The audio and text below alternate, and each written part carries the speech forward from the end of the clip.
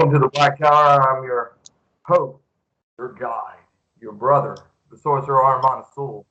And today, I bring with me Magickology. What's up, brother?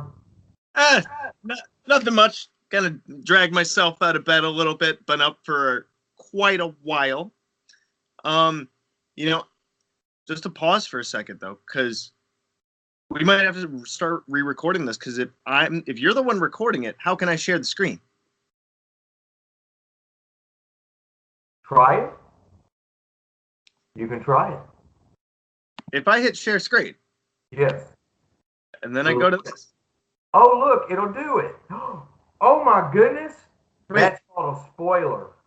Now, does that down now? Ooh. Aha. Troubleshooting. But That is not fair. A taste of things to come. The gods in their infinite majesty and might. So alive and well within thee. So this video is pretty much your brainchild. Yeah, and your savvy tech know-how. Well, so seriously, you can take me off the screen here. It's behind. Let's see. Wait, where's my chat? Oh, I think we're good now, right? Yeah, we're good. Okay. So, what we came here to do, let us do the damn thing. All right, so for all my audience members out there and Magickologies, you can probably tell this is the first time you've ever seen the goofball aspect of moi. And my buddy here, breaking loose. We're actually doing this on the fly. We're doing this for fun. Yep. Oh, a little bit early in the morning. Do what? A little bit early in the morning. Yeah. Because this would really be coffee with the sorcerers because we're both chubby. I have my coffee, but where is yours? Oh, well, my... He has to go get it. He ain't prepared, y'all. That's why I have a fridge right off screen here. You were not a Boy Scout, sir. Be prepared is the motto. Well, I am now. Oh, well, snap, son. Let's do it. All right. So, for all of you out there, now that we're done goofing off just a little bit, you will have noticed that there was a spoiler on your screen. And you will have noticed it went by awfully quick. That is because today, we decided that we're going to share some inside arcane secrets concerning the Simon Necronomicon, complete with digital pictures, so that we can all know what we're looking at. I like pictures, brother. I like pictures better than words. Words, I can read words, but pictures make more sense to me. Yep. I was one of those kids that love their picture books. What about you? Well, I love the art, because it really helps to tell the story. And especially when you're relating this to the Simon Necronomicon, a lot of people might think that, when you first read the book and it's really, they try to think of it as really straightforward. And a good number of parts in it are. The thing is, you just kind of have to know how to realize that it's straightforward. Like, I get a lot of emails from people, particularly if you've ever seen my getting started with the Simon Necronomicon video. One of the biggest things I get is, what do I do for the Necronomicon for the 50 name of Marduk spells? And I'm like, the 7 steps are right there. It's not that hard. And even when it comes to creating the ritual space and stuff, it's for the most part, it's all in the Book of Calling. And the also for the mandals and stuff, there's a reason why those pages are one on top of the other. But that could be a future video with us. Well, it could be outside of... Didn't we already make one about that? Did we? The perfected mandal. I may have just made that. I don't know. We'll have to check the video history there. When you make exactly 79 videos on all things Necronomicon, and you can't remember what you talked about. It gets lost. It gets jumbled. I mean, I've been doing this for 3 years now? Yeah. And, we've been talking for a year and a half. So all the stuff that we've managed to collaborate on and to work together on, I remember your earliest videos on explaining the mandel and your choice that you had put on that surface. And I remember not long after that, you and I were discussing how I was showing you how the two mandals are actually one. Because the mandals, they're independently worn as mandals across the left breast and the right breast. Hmm. And put together beneath the priest sorcerer or the magician or the witch or whatever you call yourself. It is the perfect place of calling. However, independently though, one is used for working with the zoni and one is used for working with the azani. Isn't that something? Aha.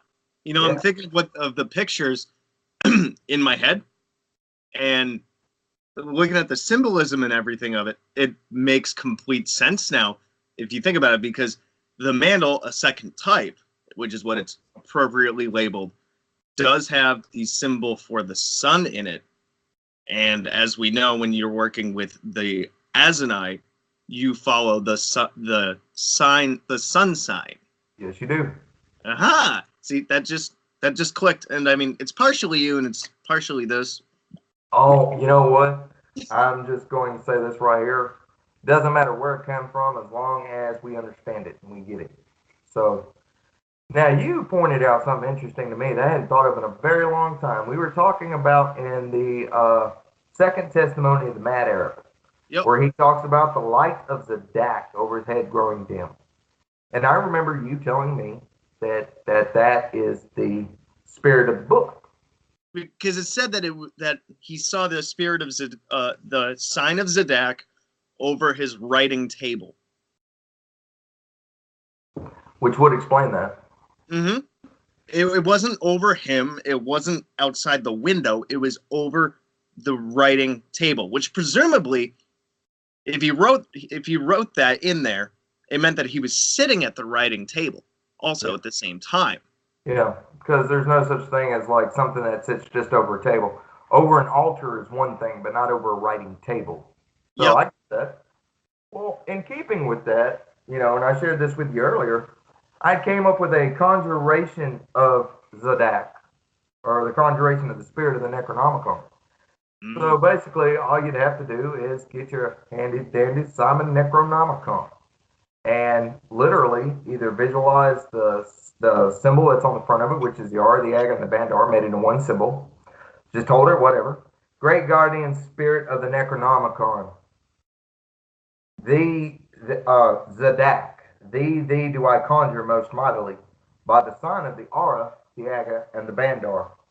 By the covenant that I, and then give your magical name, priest and sorcerer of these works have sworn by, do call thee. Thou art bound to me as I am bound to thee. Surround, guard, and protect from all harm, loss, and attack. So shall it be. And then you seal it with the elder sign. Aha. And because the elder sign, the sign of Enki, is also the sign of magic. And it is also a very powerful tool. I use it with the Anushu Bamgigapsu, with the bread and the salt offering. Yep. I use it in exorcism and cleaning out rooms. Because after you cleanse and purify and so forth and so on, because nature abhors a vacuum and there's no such thing as an empty space, if you banish, you have to invoke or evoke or whatever. So you have to fill the space. So putting the elder sign as a seal seals it with power in place, saying that this is of Enki's dominion. So you're saying no, you're not allowed to be here, but this is. That And makes sense. hell yeah, hell yeah. Huh. Something else though. I wanted to put this out because I thought it was very important. You and I have discussed this, and we were talking about the times and the hours, and how at the end of this year, in less than a month's time, we will no longer have the gates of the Necronomicon by Simon to guide us on the hours and the times. Oh yeah. So we're gonna have to update that. Well, to make a physical copy is nice, but for sake of our viewers and me not thinking that they're lazy or stupid or ignorant or in this other nature, I thought I would explain in video exactly how you do that. So on page 444, Which, you know what, I think this is funny. 444 in Kabbalah and numerology is a cube. Did you know that? That is very interesting that Well, that falls on page 444. I've never noticed that before, which I'm sure it was just, not done intentionally, but I think it's interesting that it ends at Earth.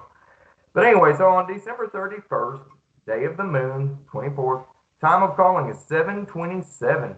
Now, you will have noticed that on, uh, wow, holy crap, they did this by, I don't think that they know what they're doing. Man, these minutes are all over the place. 7:54. So December 24th, 7:54. December 25th, 7:51. So it's 3 minutes. 51 to 47 is 3 minutes. 47 to 43 is 4 minutes. 43 to 49 is 6 minutes. I'm like, that ain't right. What it was supposed to have been was a guide by the minutes, and it's only a 2 minute differentiation, huh. literally. I'm not really for certain how that book did that, how it made that distinct correlation, how it made that.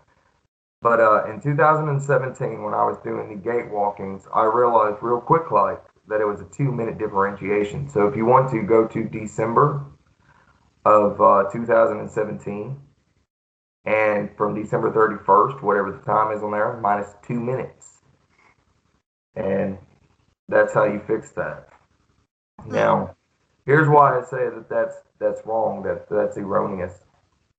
The way that's happening there, well, like 1 minute, it's only 2 minutes, then it's 3 minutes, then it's 4 minutes, 6 minutes, 7 minutes, so forth, so on, is because time is a linear thing on this plane, but it doesn't exist celestially. Celestially, it's not like a 9 to 5 job. It's not like, the wristwatch. It's just Yep. not. So the times are way different.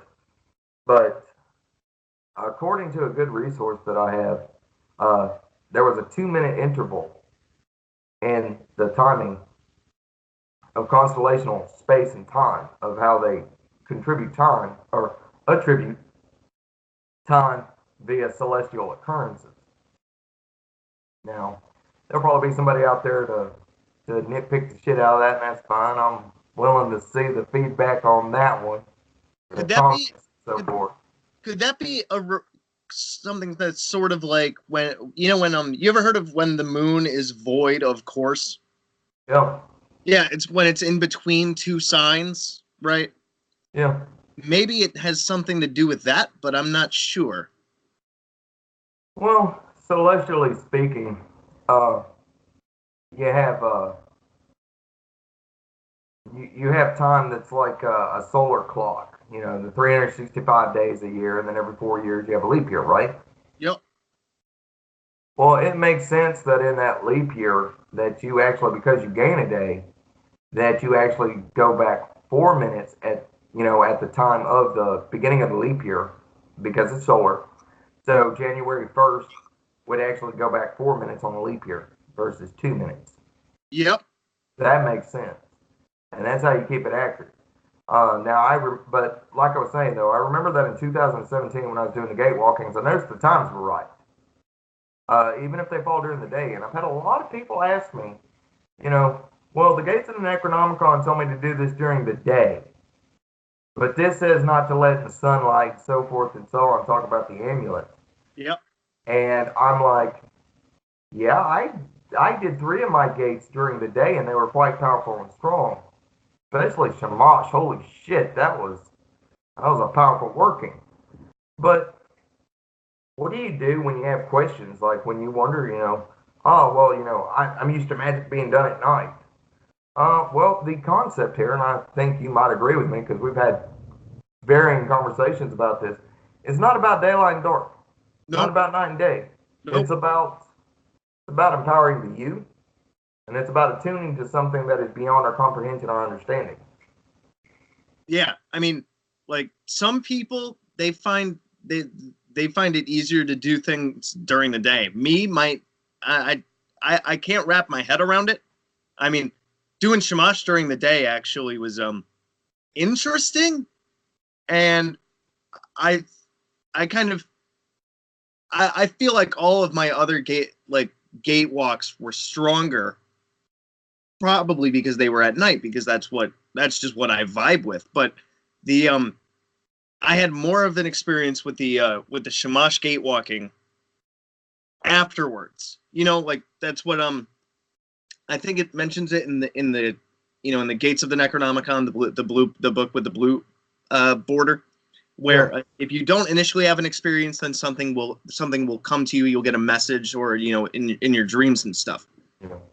And for me, it was more of the after effects, rather than the normal. And I'm not sure why. I mean, some people like doing their stuff at night. Some people like doing their stuff during the day. I've always done mine when it's dark. Yeah. Well, I'll tell you something. Despite whatever time that book says, basic astronomy is perfect. For example, you can always find the time that the North Star has the Big Dipper going around, so you can find that out online. I mean, you don't have to go buy a book, so that you can find the perfect time. But with all gate walkings and workings involving gates, you do want to employ the Big Dipper. The Big Dipper is the timepiece. We've discussed at length about how the Zonai are equated to the constellation. The Pleiades? Yes, sir. Yep. And the timing is based on the Big Dipper.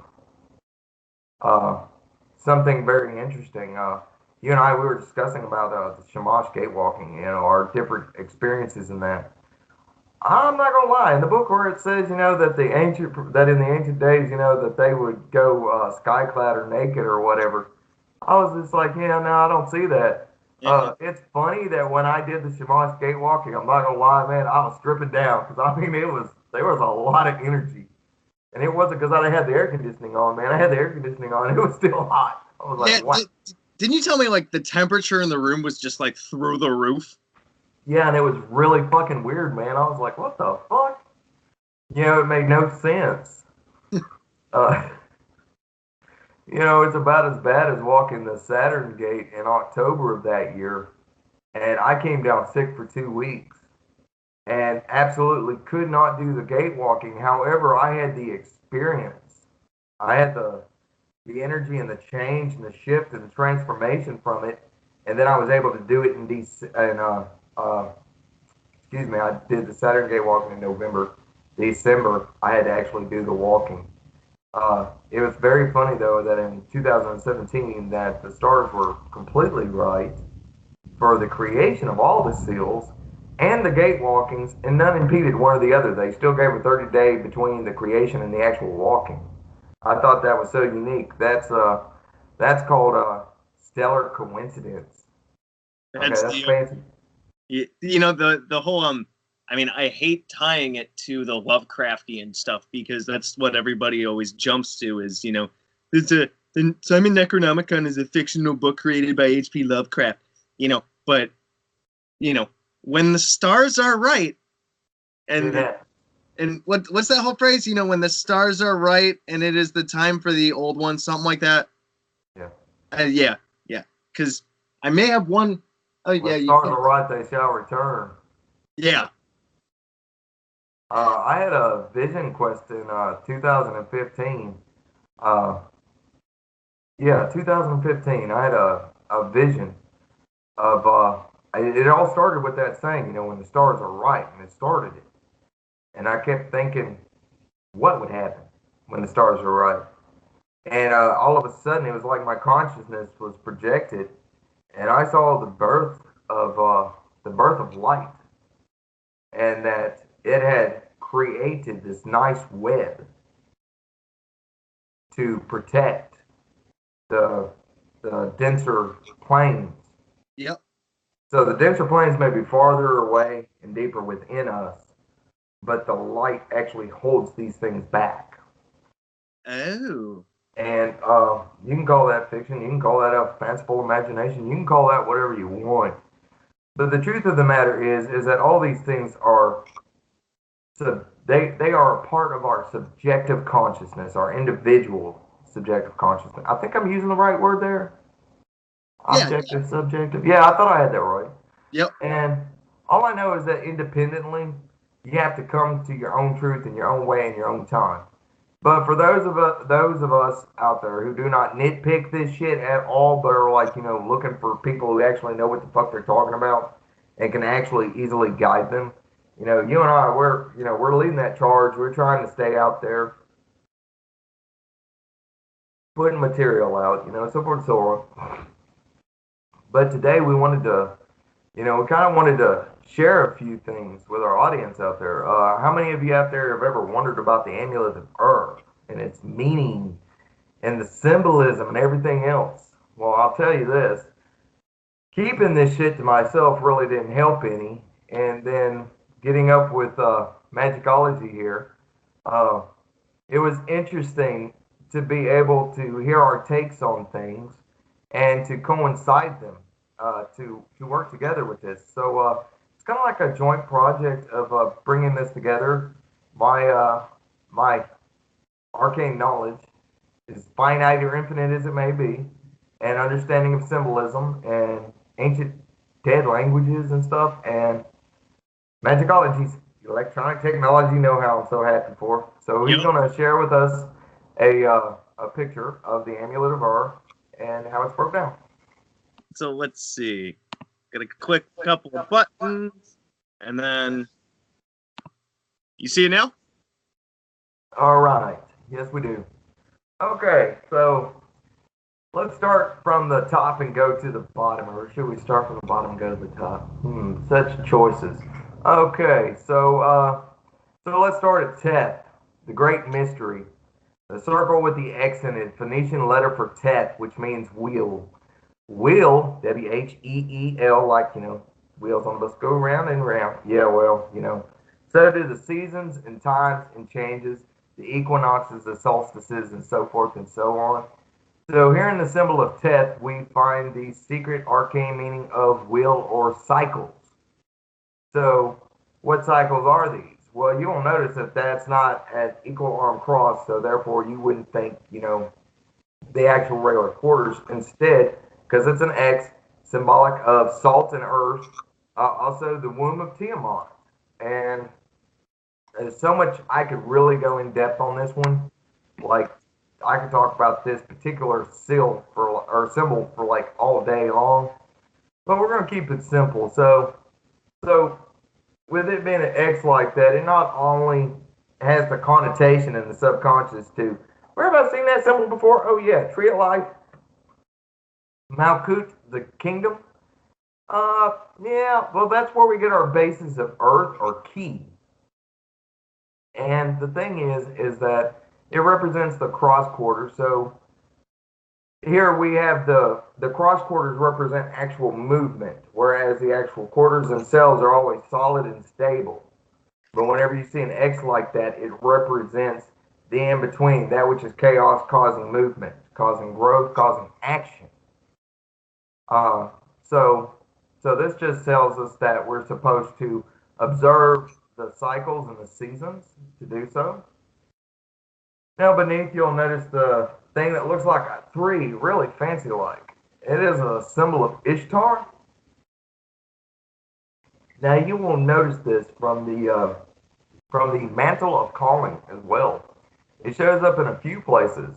It even shows up in one of the gates, and it represents the actual feminine force of form.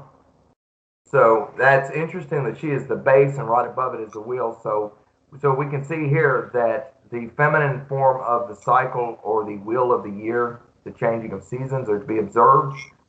Uh, and then let's go up right above Teth to Natig. Who or what is Natig, and how did we come to this? Well, first off, you'll notice the symbol has like a head. The diamond shape on the far left as you're looking at the screen looks like a head. And you see the waving lines like a fish. Okay? Now, this is a watery symbol, first off, but it also represents that which moves through the abyss and through the oceans of chaos. And in this, we find Natig of the Simon Necronomicon. Natig has the head, the talons of a raven or a crow or something like that, bird, and the body of a human. Now, what's so interesting about this? It says that it comes from the ocean, and it is a mystery thereof. And that is where we come up with this connection. Uh, Now, to the right of that, you'll see Mala. Now, Mala, as my good friend and brother here, Magickology, uh, Mala was one of the names. You get to go on this one, brother. Yep. So Mala, I'm trying to remember what the number it is, which I can look it up real quick. I was actually trying to dig it, but if I can find it, I know that Mala he's essentially one that well, he's one of the 50. I'm still trying to dig him up, and it actually looks like I have a whole bunch of pages missing from this copy of the book, my oldest. Or maybe they were just misplaced. But Mala gives courage to those that invoke him. And if I could just find the page here. I know that he's in the 30s. Let's see. So the interesting thing is that symbol, I think it's made more obscure than the actual sigil given in the Necronomicon and the Necronomicon spellbook. And I'm not sure if that was to intentionally throw some of us off, or perhaps change slightly because, for one, it doesn't have the circle around it. And I talked about this in a previous video where when you have a circle around a sigil, it's meant to just stick them to it, To contain their energies. Yeah, it's a leash, right? But when you don't have the circle around it, that has more to do with just asking for their blessing. Particularly, I would think two things: one, when it's created, and two, when it's used. Yeah. In terms of, the gatewalking, given that it's very, very self-transformative, and how you are confronting a lot of the deep, dark stuff, to call upon something to give you courage to tackle those things is what would help you to, when you faced all the difficulties, to actually confront them and conquer them. Because as it says in the Simon Necronomicon, if you do not complete a challenge and you do not overcome something that is presented when you open a certain gate, it's going to follow you from one to the other. So it's just, it fits. And I can remember I was looking at it, and we started by looking at the stars, seeing if there were any constellations that were similar to it. And then I just start flipping through the pages, and I'm like, how about this one? And that's how we found it.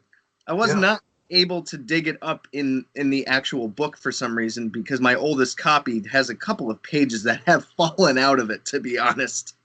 Yeah. Well, let me give a little bit of feed in this one. Okay, so Mala with courage. A lot of the times, as a practitioner of any path or any tradition or anything, the very first thing that is called for is courage. Like you take it from everything from witchcraft, where they say, I entered in the circle with perfect love and perfect trust, with without fear in my heart and all this other stuff. That's courage. You've got to step forth like that. And then you think of something like Natig, and you're trying to piece this together. So Natig being a symbol of a bird coming from the water and human, you've got to understand that that's a symbolic mixture of emotional, of intellect, and of physical action. So it means those three have to be in conformity. And Mala, representing courage, means that you have to have that forthright attitude of I will. Uh-huh. By the way, I found the page, so why don't I just throw this in there? The 29th name is Mala. Trod the back of the worm and cut it in twain. Lord of bravery and courage, and gives these qualities to the priest who desires it, or to others the priest may decide. The word is Bachachaduga, and his seal is that. Ta-da! Yeah. And, and you're going to need all these things. For example, the amulet itself being used to open the third gate later on, uh, the ones to the outside, to the old ones. These, you will have built yourself up through working with the Zonai to the Azanai, and then you're going to need every single bit of that order and constraint and growth and stuff to continue. Further on in your workings and things. But coming back down to the symbol, then we have Gamlu. Now, Gamlu is it's called the shepherd's staff.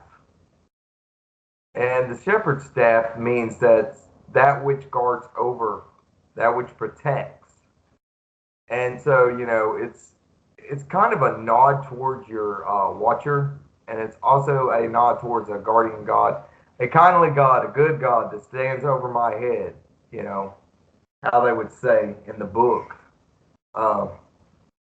So all in all, and then you take into account that it's a square within a square within squares, or squares within a square that's within a square.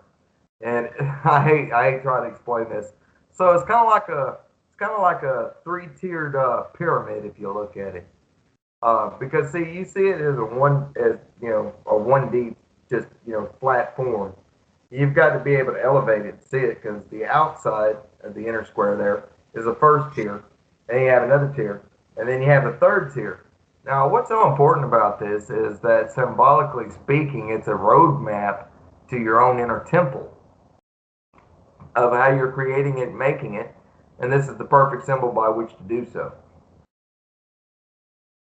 Yep. I'm trying to dig up some more information on on Gamlu. Yeah. Which would be interesting if I can dig up exactly like what constellation it is. Yeah. My own personal discovery into that was it was in another text I had seen. It was another symbol. Is geez, man, I can't even remember the name of the book, but it showed it underneath, sideways. I remember showing it to you, and it representing the base, the foundation, which is interesting here that it's on top instead of below. But it is also the only actual constellation that's in the symbol, which means that the way is guarded, the way is protected and guided, and so forth and so on. That is until you can come up with finding the information you look for. Y'all, please forgive us. We were not exactly. I don't think we knew we were going to go this deep into it. Now, I got a good couple of things, because like I do with my videos, I find it best to free flow with things, because then the deeper that you can get. Yeah. Now, so Gamlu, if we relate it to modern day names of constellations, would be the constellation of Auriga, Auriga. Okay. Now, Auriga is also the site of the galactic anti-center, the point in the sky opposite to the center of the Milky Way. Yeah. Now, what you could relate that to, I think, would be, the far beyond the gates of Iak-Sakak, because we're not going towards the center of something. We're going as far off into the distance, into the depth of space, and therefore into the depths of our subconscious. Yeah. As possible. Yeah. Because you got to think of it this way: when you're talking about magic and psychology, the further out, the deeper within. Yep. So the gate to the outside literally draws one down into what me, Waylon, has referred to as the Garden of the Gods, the subconscious, the realm where these primal powers abide, and that's witnessed in forms of the gate of Iak-Sakak, the calling of Umir Atawil, or the Ancient of Days. All these things that over the years I've been privy to learn and to be guided by deity with, and so forth and so on, and actually doing the workings. It's a real thing, but if you don't do this shit step by step. Madness is like the last thing you got to really worry about. Coming undone, losing your mind, your life going to shit. It's the Yep. reason why this book isn't for everybody. You don't just pick it up. Oh, I'm going to do a spell out of such and such. Yeah, beware the things you call. They might decide to stay. Yep. And remember, boys and girls, where the big things walk, the little things follow in its tread. And it's those little things that are annoying as fuck. Now, one of the other things that you said was interesting, which I wanted to piggyback on, right? Yeah. Now, you said that the amulet here has 3 tiers, correct? Yes, it does. Okay. Now, if you think about it, the gate walking itself has It has 3 parts. because you have the Zonai, the Azanai, and then the ancient ones. Yeah. Well, no. You have the older gods, the ancient ones, and the old ones. There you go. I get the terminology mixed up, but that's why I got you. Cool. But yeah, I thought that was interesting. Back when we first saw this symbol back years ago, it took me years, and I'll be honest with you, I looked at it for a long time, really didn't know what was what. I went to doing the actual physical gate walkings, and for some reason, that kindly God, that goodly God that stood over me, decided that it would actually guide me into these things. And therefore, it was interesting that the more I did the workings and the more astute I was to observe the seasons and the changes, the knowledge that came from this energy, this force, this whatever you want to call it, this system. You know, it is alive, it is powerful, and it's not because, you know, since the 70s, there's been all these people that have been after it. Because, yeah, I mean, after a while, things get power from people. Well, yeah, that's that's the Jungian collective unconscious, where whenever we think of something, we put energy into that idea, which is part of the reason why this book has so much legitimacy and that can be drawn from it, because it's pulling from things that are super old, given all the ancient practices and the Mesopotamian tablets and stuff that the Simon Necronomicon pulls from, but also, and people can argue with me on this if they want, chances are you won't win, but the idea that all of, or the majority of, other religious rites and ceremonies and just structures and tales and things is built off of Sumerian mythology, tales, and knowledge. Yeah. You know, you've got to think of it this way, and this is crazy. There's so much here I could really go at length, and I tried to do videos on all things Necronomicon. I've got to redo a lot of the videos because the sound was just fucking shit. Yep. But let me put it this way.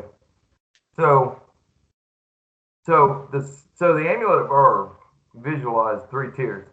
You know what else has that? You have the 3 realms. You have the underworld, you have the middle world, you have the overworld. Okay? Did you know that there are 3 guardian gods of each division? Now we're getting into it. It is so fucking powerful. You have Ninkazi, Ninkersag, and Ningazida. They're the guardian gods of the underworld. Yep. Then you have Anu, Enki, and Lil, guardian gods of the middle world. You know, of what you can see and so forth. And then you have the 3 guardian gods of the gates to the outside. You remember I kept telling you at Ishna Garab that there was more there than just what they were saying? Yeah, and you had a really profound experience with that too. Dude, that was so damn deep. Matter of fact, I still call upon that one. So you have Humwawa, you have Pazuzu, and you have Ishna Garab. They are the guardian gods of the gate to the outside. They are its keepers. They are the ones that will guide you past that gate. Fellow brother of ours, William Hill, he was having experiences with Humwaba and Pazuzu. You remember that? And yeah, we were going over all of that, and I was like pointing out to him, like, brother, where there's that, there's lightning too, man. You know, everything from understanding how these powers work. You can try to, like, there's lots of people. They have a lot of luck. I hate to say luck. It's not luck. They have a lot of positive results. Let me say that using the 50 names of Marduk. But for those of us who are initiated into this system, into this tradition, uh, there is a lot. We get a lot more out of it. A lot more Yep. because we walk the gates, and then they in turn are like brothers. They're like kin. They don't have to be so formally called. You know, Yeah. Yeah. I found that after I went through the gate walking initiation. I mean, it could hypothetically be the amount of time that I spent working with them, but yeah, they demonstrated to me a different flavor of invocation yeah, where I was able to, like the 7 steps in the Necronomicon spellbook. Those are fantastic, and I could still use those.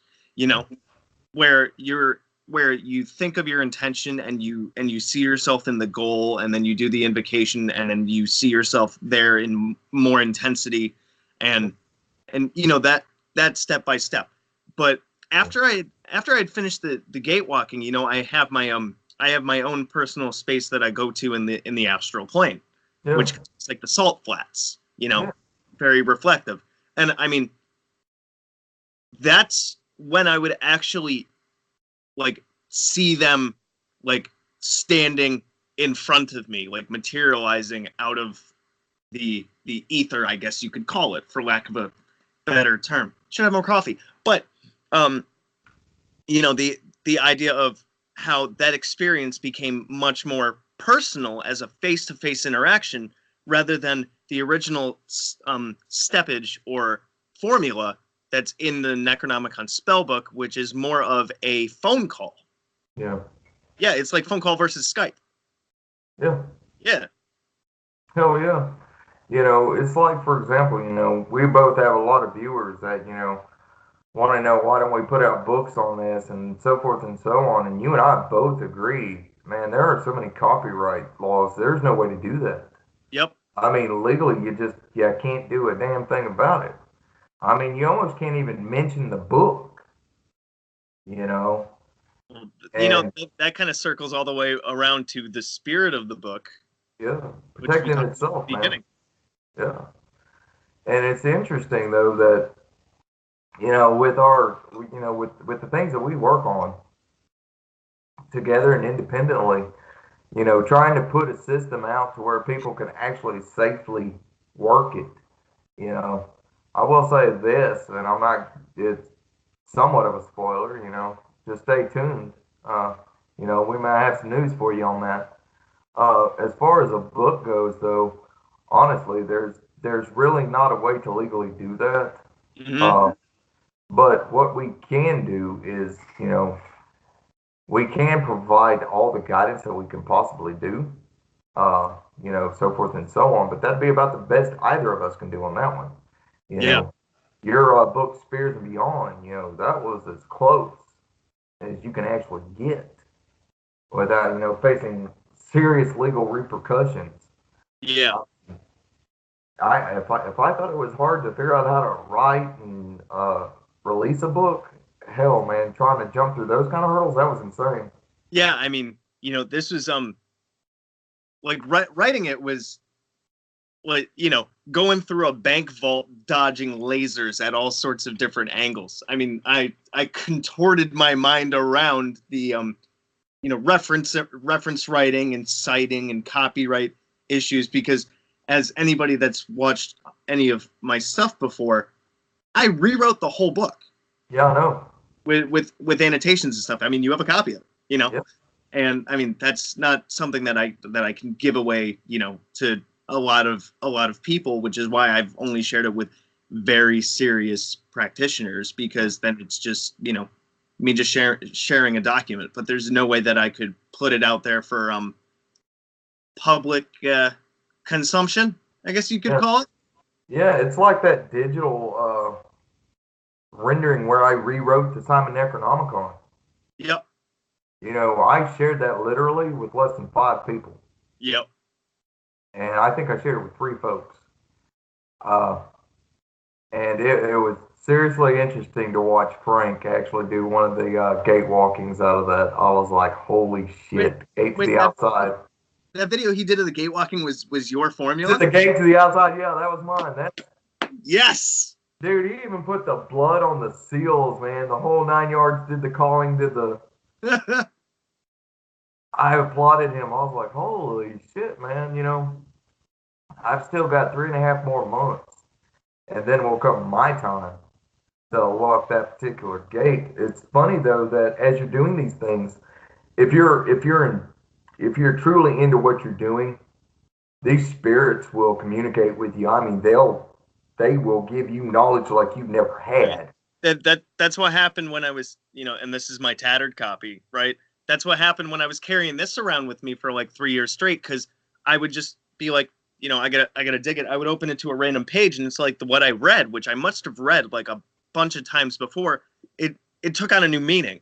Or even if I wanted to go to a certain page, and I mean, you could call this like the idiomotor effect or whatever, which where it's subconscious movement that you attribute to supernatural means, just because I always have to throw that psychology in there.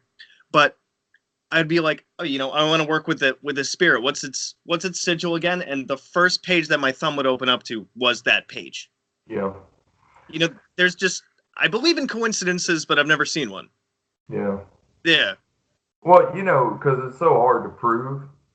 Yep. Yeah, it just is. Or, to even back up what the fuck you're saying, because it's like, people, until they've seen you walk on fucking water, they don't believe that shit, so forth and so on. And, you got all these things, and it really doesn't matter. It matters what you bring to it. Yeah, that's why magic is a really personal thing. Yeah, can you let go of what everybody else goddamn thinks about it and just do what you want to do? Approach it with a clear mind. No expectation, but also don't bring it with it your doubts. You just got a clear mind and just do it. I was really, I've been really blessed over the last 2 years. You and I have talked about this. Everything from me and my wife moving into this place and my life coming together and all of a sudden deciding, I'm going to finish what I started, and then running into you and a few others, and putting this together, and I'm just sitting there going, holy shit, like it makes me feel like, 23 years ago when it first started, and I was like, I feel called to this, I'm its high priest. And a lot of people don't understand the difference between a priest and a high priest. A high priest is somebody who, let me start over. A priest is somebody who gives themselves over to the gods, to the deities themselves. And a high priest gives himself over to the people. Ah, I like that. That is the best description. And be honest with you, it's not everybody's forte to be a high priest of anything. Like you'll have like a lot of people saying, oh, I'm a priest or I'm a priestess or I'm a high priest and I'm a high priestess. Yeah, watch what they do. For example, I don't try to sell services. I don't try to do any of that shit. It's not because I don't want to or anything like that. It's because right now I'm not at that point where that's I do my videos. People pick up on what they can pick up on. They learn what they can learn. They ask me questions. They do this. They do that. My time is spent helping people like you. Keep that mind whirring, keep the machine going. Because we all got to work together. We're a large fucking spiritual family of sorts. We are a community of this. There's so much time spent, bickering and biting and fighting and just, oh, well, this person's this and that person's that. Well, first off, if this person's this and that person's that, here's an idea. Unsubscribe from them, unfriend them, block them, ignore them, whatever. You know, don't be giving your power to it. Don't be giving your energy, you know, not your emotional energy, not your mental energy, and definitely not your You know, physical. it's interesting that you mentioned that kind of thing because there was a conversation I was having with Arya earlier, right, or yesterday, and then that kind of coincided with when I made the I recorded my video for the Severo Gebera this morning, or Oh, was sweet. that, or no, that was last night. But anyway, we were talking about like the spiritual people that they there's those that they know a lot of stuff, and that's great. And you find a lot of people that know a lot of stuff and they're very humble about it. But then Yeah. you have the people that know a lot of stuff and they almost look down on other people, or they look at other similar traditions or whatever, and they nitpick and they say that it's wrong.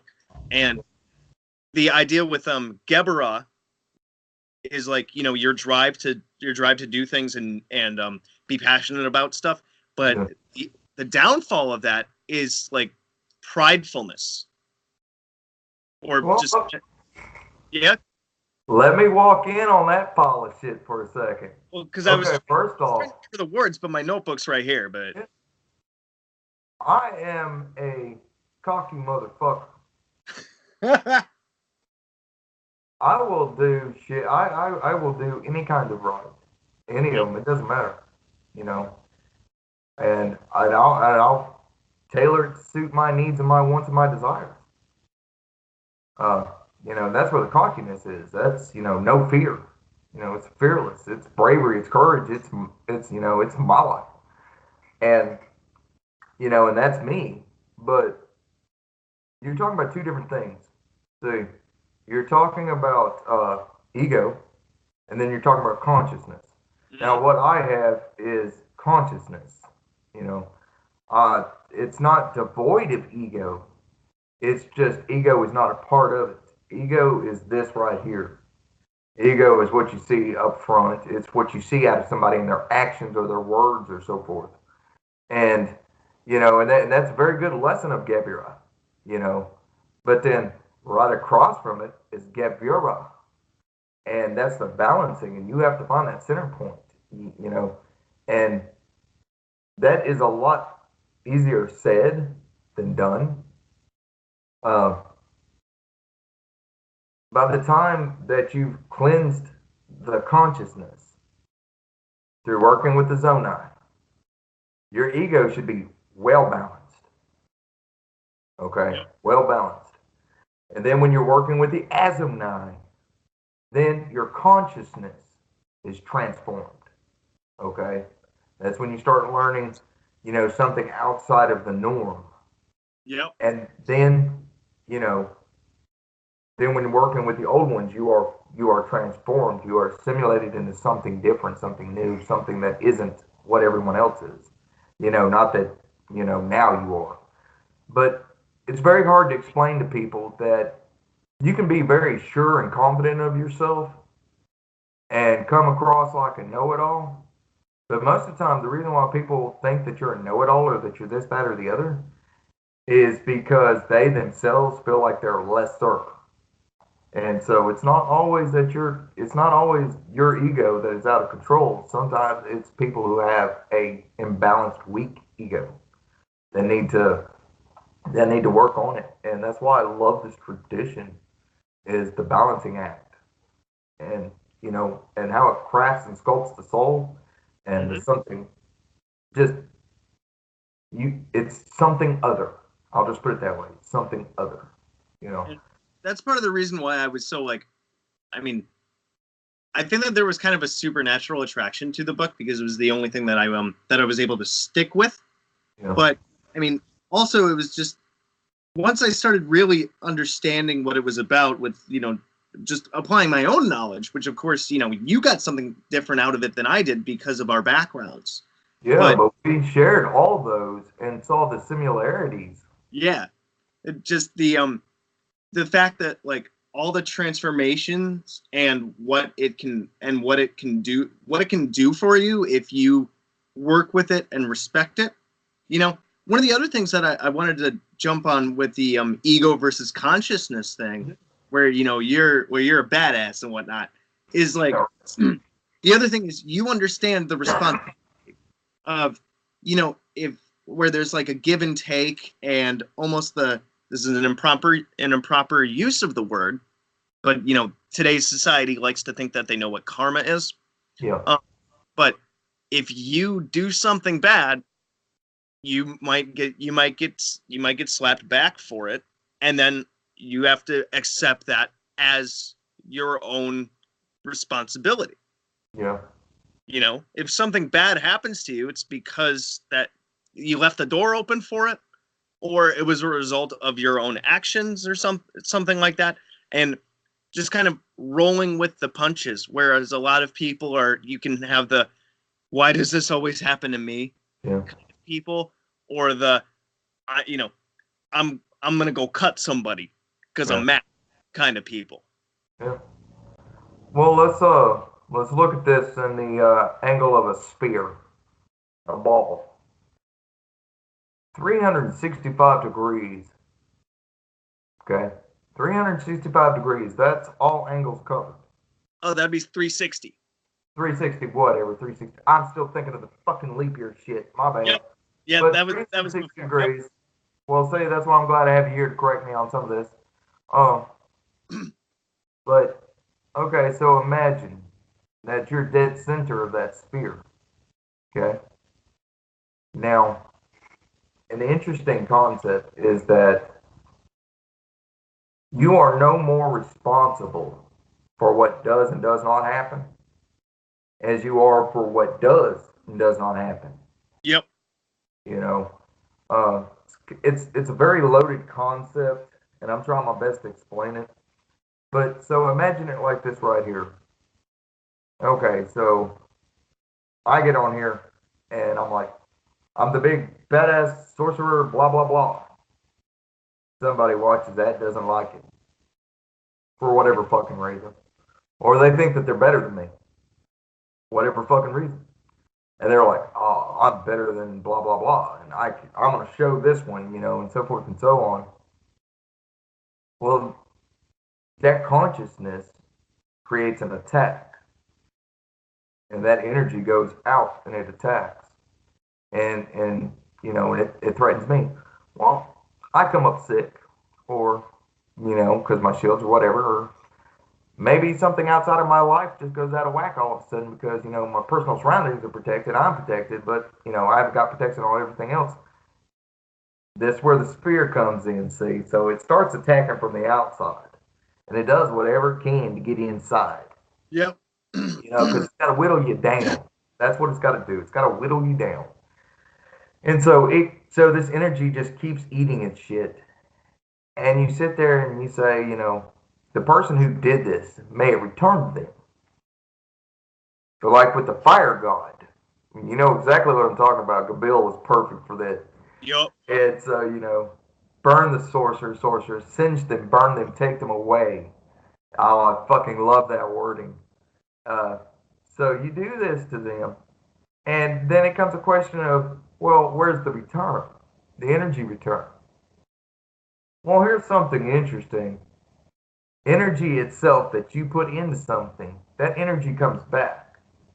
The idea is that when you're doing this, the idea, and this might be bad to put this out there, the idea is to say, as my energy and my intent and my will is set forth into this world and into all the planes to create my desire, my will, let that which would return to me be purified and cleansed in accordance to my will. And the energy that returns to you then has been nullified of any negative emanations that could come with it. But you got to work on this. Like if you're thinking about doing baneful magics and things, this is a secret of it. This is, you know, this is what you do. This is how you keep it from the backlash. As far as like karma stuff like that, I'll be honest with you. You got the evolution of the soul to take into account for that, and that's like a whole another cookie jar. But in this thing, I think more or less what you and I are talking about is how does return come into consideration? Am I wrong or right on that? I think you're definitely right on that. Where you know it is about the intention and the purifying of the intention and the energy when it goes out and when it comes back to you. But one of the things that I've definitely experienced is the idea of things from the outside having to kind of beat you down to get in. Yeah. It's almost like a domino effect when stuff starts to go negative. There's always signs Yeah. of little things before for lack The of big things happen. before the shit hits the fan. Yeah. And some people tend to ignore them, or what I like to term ostrich, because ostriches stick their heads in the sand. Yeah. And then the rest of you is vulnerable because it might be your ego. Yeah. I like the way you look at that. The thing is that with all these people that's like, it only has power if you give attention to it. Bullshit. No, Bullshit. I've watched way too many things on hauntings and whatnot where Yeah. that kind of stuff can happen. And the other thing is, it's not what you give attention to, but also what you ignore. I mean, you can relate this to medical conditions. Like there's I forgot, it's not Munchausen syndrome, but it's just like you can literally give yourself an illness if you think about it. Yeah. If you think about it strongly enough, and that's part of like the parasympathetic or the sympathetic nervous system, where you can literally think yourself into an anxiety attack. There's even cases of people that give themselves literally like the whole where they look and appear pregnant, and they even go into labor without even having a kid, just because of the power of the mind. But there's also if you have some warning, and this is way too coincidental for a family situation right now, because it's like if you have your check engine light on in your car and you ignore it, problem's only going to get worse. You can ignore that nasty cough or that feeling, like my uncle who eventually ended up getting cancer. He had pain in his leg, which for years they told him was a blood clot, but it wasn't. Imagine all the people that ignore those bad feelings, or like the restless nights, or even your own habits or things like that. Anything negative that you ignore is just going to get worse, because the universe is energy's trying to come at you. Yeah. For a certain reason or in a certain way, to say, hey, look over here. It's a small leak in your house. If you have a little bit of mold, that's going to grow to a whole bunch of it if you don't do something about it. Yeah. That's called, those are sympathetic links, what you're describing. But let me throw some, a little bit of wisdom out there. I call it wisdom. It is what it is. So like with all things, you must keep constant maintenance. Right one of the heavens, why is this char? Mistress of the heavens, yes, so forth, so on. Each chakra. Man, if you don't do that shit once or twice a day, that's the whole video in itself right there, man. Do it once a week. I mean, if you're just that hardcore that you don't have time or you think it's important, do it once a week. See a big difference. Cleanse those dates. It's energy. It's the same thing as taking a shower. And any of you that might be watching this that don't cleanse your physical self or spiritual self regularly, that's nasty. Well, there are people out there who physically, can't get in showers, tubs, stuff like that. That is also true. So I amend my previous statement to cover things like that. Well, yeah, dude, I know for a matter of fact you don't mean it like that, because you got too much of a heart, and you've dealt with stuff like that. But back to what we're saying though is that like everything from that. Page 78 of the Simon Necronomicon, for those who are curious. Right one of the heavens, wise Ishtar, mistress of the gods, who's yes, truly yes. Traveler among the gods, who's commanded supreme, blah, blah, blah. Go through that, do that at each chakra.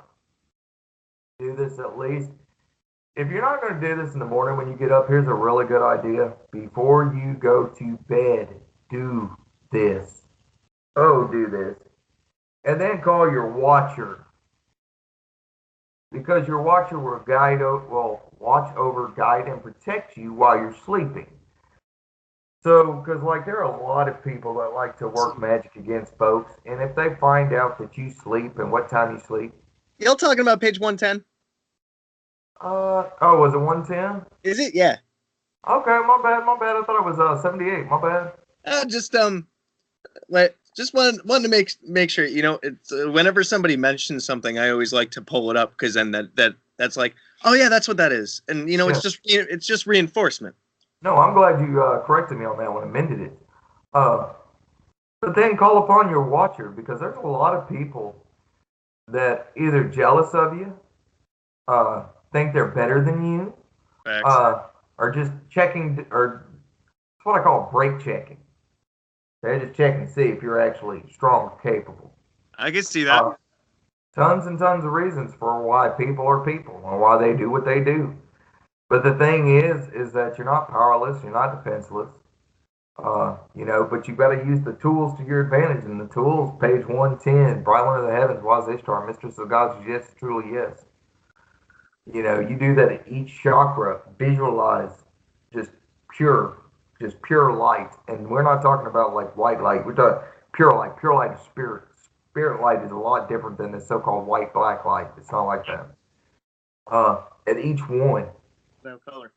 yeah, and then call upon your watcher, you know, to stand guard, watch over, protect. You have to tell it in that manner. You have to tell the watcher what you want it to do. And that's why I also tell people it's not only that you can call them on a full moon either. Yeah. Yeah, there's lots of confusion out there. There's lots of people, they have questions. Oh, when do you do this? When do you do that? Can I do this without doing that? It's like you can do whatever in the world you want to. Now, whether or not you get the results. And that's an interesting thought, because when with all these things that I get about the necro itself, there's people that they want to change certain details, but the idea is that the book tells you what you can do, and it tells you what you should do to follow the formula. It tells you what you should not do. Yeah. But there is space there to add things, as long as the framework is there and you don't break certain rules. Yeah. Yeah, exactly. Like, as long as it fits in with the framework in there, with the protocol, then it's appropriate. I mean, with like, it never says that you can't call your watcher any time of day, but what it does tell you is that the initial the preliminary invocation needs to be done on a full moon, and it should be fed every other full moon. You want to you want to feed it in between that, go ahead. But if you skip a full moon, bad news. Well, here's the thing, and I feed mine once every 2 weeks. See? But all right, well, to the best of my ability, I do. Sometimes I forget, and it's every 3 weeks. But I always know when it's time to feed mine, because all of a sudden I don't notice his presence, and I'm like, oh shit, might be time to feed this guy, Makes sense. But an interesting concept is that in all magical traditions, you have what are known as the base elements. Here's what I mean by that. The elements themselves play such a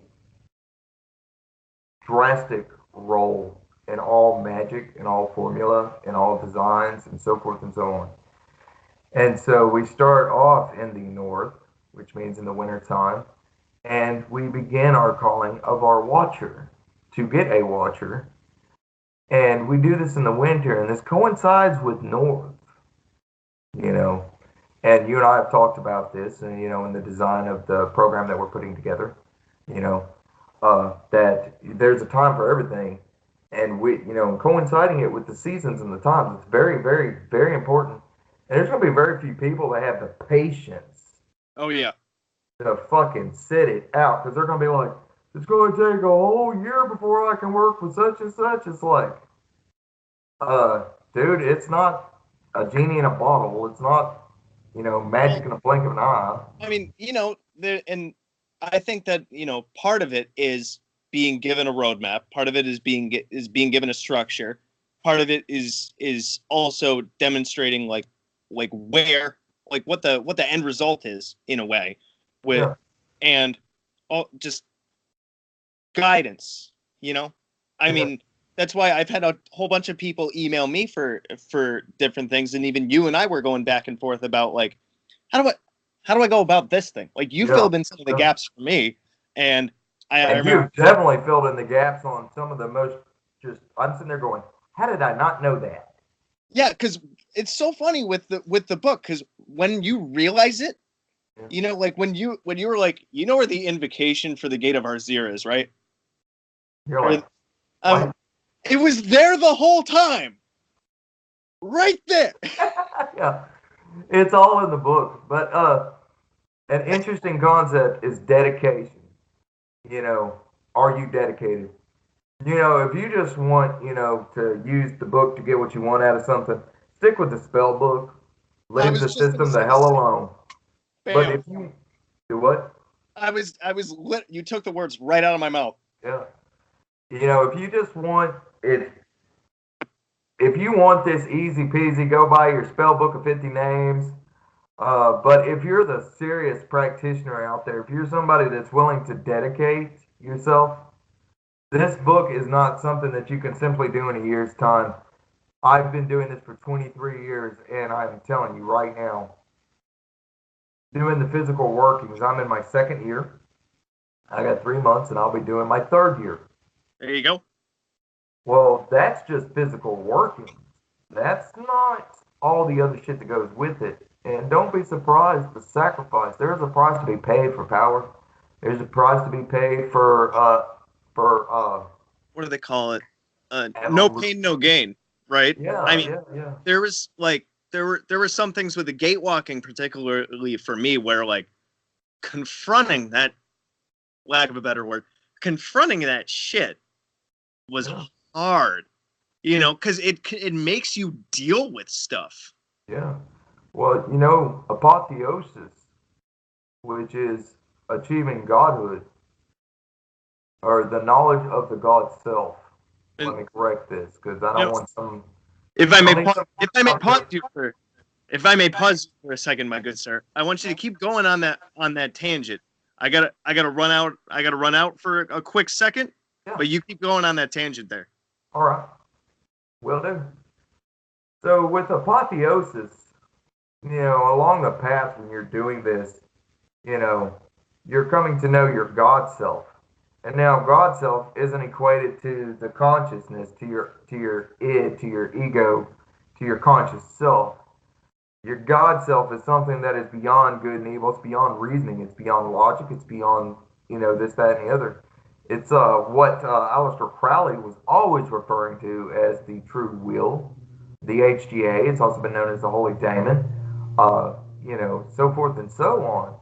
It is the culmination of all these acts and these practices. Uh, the Necronomicon is, it's not for the dabbler. It's not. It's quite dangerous. The sacrifices that can come from this are, I can't sit here and say, oh, you're going to lose this, you're going to lose that, you're going to have to sacrifice this, you're going to have to sacrifice that. The only thing I can tell you is that the sacrifice will be wholly dependent on you. But it's what do you think is worth it?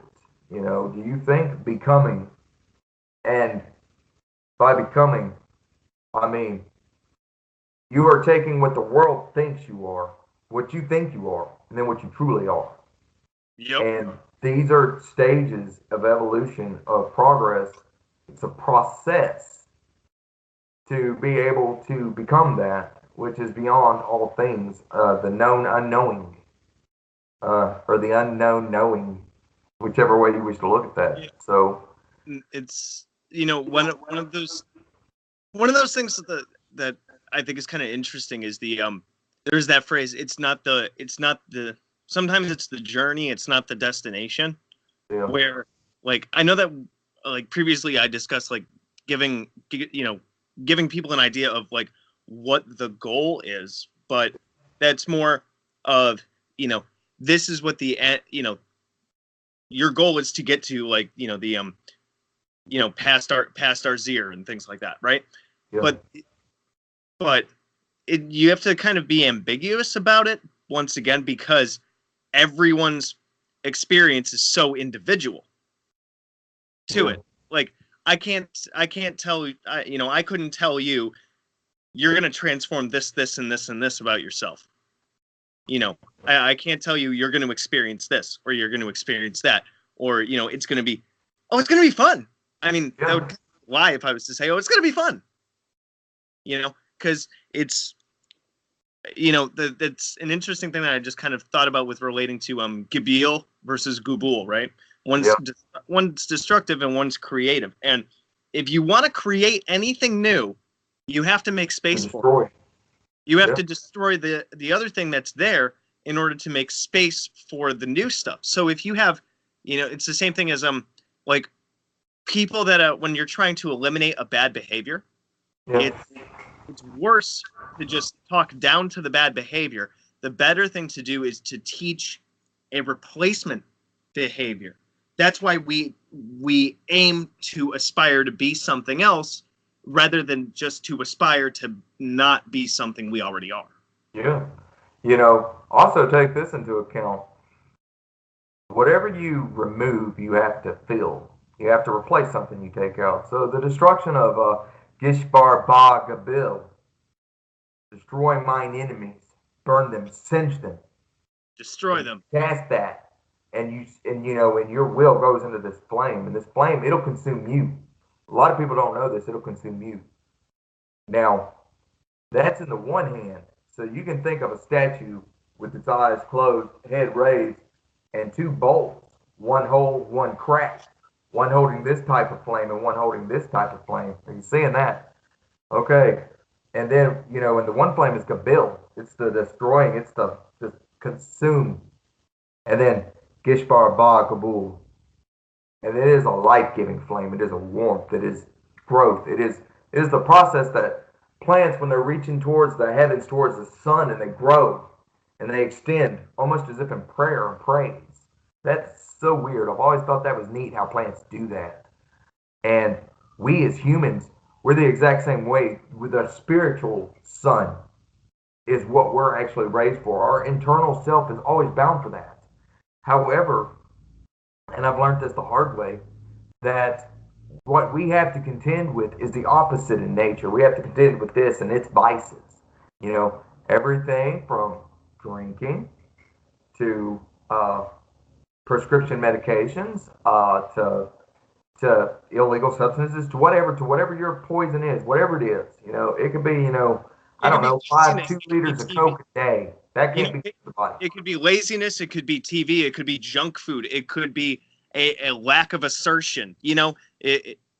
Anything that holds you back from doing the things that you that I want to say that you want to do, but I also want to say that you're meant to do, because everybody has that feeling inside of something that they want to do. Some people, like, they've always wanted to write a book, or they've always wanted to, experience a certain job or whatever.